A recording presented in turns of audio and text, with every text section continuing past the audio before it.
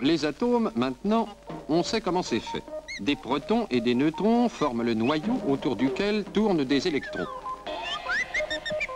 Selon le nombre de ces protons, l'atome se range dans une famille.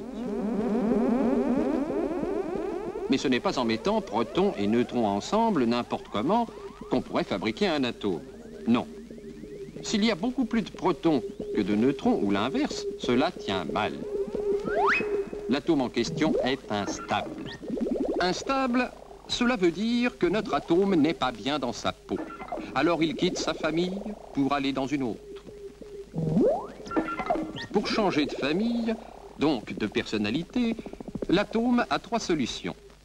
Première solution, il abandonne quelques-uns de ses protons et de ses neutrons, le noyau devient plus stable, l'atome passe dans la famille d'à côté.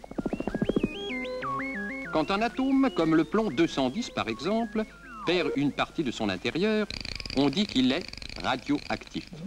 Il émet un rayonnement. Deuxième solution, un atome instable et lourd se coupe en 2 atomes différents qui vont dans 2 familles différentes. C'est la fission. Cela dégage de l'énergie. C'est le cas de l'uranium, comme nous le verrons tout à l'heure. Troisième solution, 2 atomes instables, légers, comme l'hydrogène deutérium et l'hydrogène tritium, se mettent ensemble pour faire un seul atome.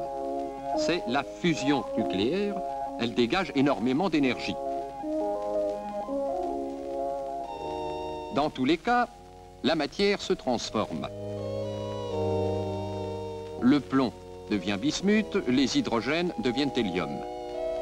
Cette transmutation de la matière, à laquelle personne ne croyait il n'y a pas si longtemps, elle se passe tous les jours sous nos yeux, si l'on peut dire. Utiliser l'énergie nucléaire, c'est tout simplement tirer parti de la tendance naturelle des atomes instables à devenir plus stables.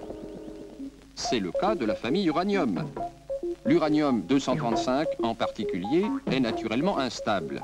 Pour changer de famille, il a 2 solutions. La radioactivité, il faudrait qu'il perde neutrons et protons, mais on peut attendre longtemps. La fission, on ajoute un neutron à son noyau, on a un noyau avec 236 particules, et là, ça ne tient plus du tout. C'est excessivement instable. Cela se fissionne en faisant de l'énergie que l'on peut récupérer. Que reste-t-il après? 2 autres atomes, d'autres neutrons qui s'empressent de quitter les lieux. Mais un seul atome d'uranium 235 qui se fissionne ne va pas dégager suffisamment d'énergie pour faire marcher une centrale, non. Mais vous comprendrez parfaitement que si l'un des neutrons qui s'échappe de la première fission tombe sur un autre uranium 235, le malheureux atome subira le même sort. Nouvelle fission, d'autres neutrons s'échappent et partent à la chasse d'autres uranium 235, etc., etc. Vous avez une réaction en chaîne qui s'entretient d'elle-même. Vous avez inventé le principe de l'énergie nucléaire. Mais de là à chauffer une chaudière de centrale électrique, c'est une autre affaire. On essaiera une autre fois.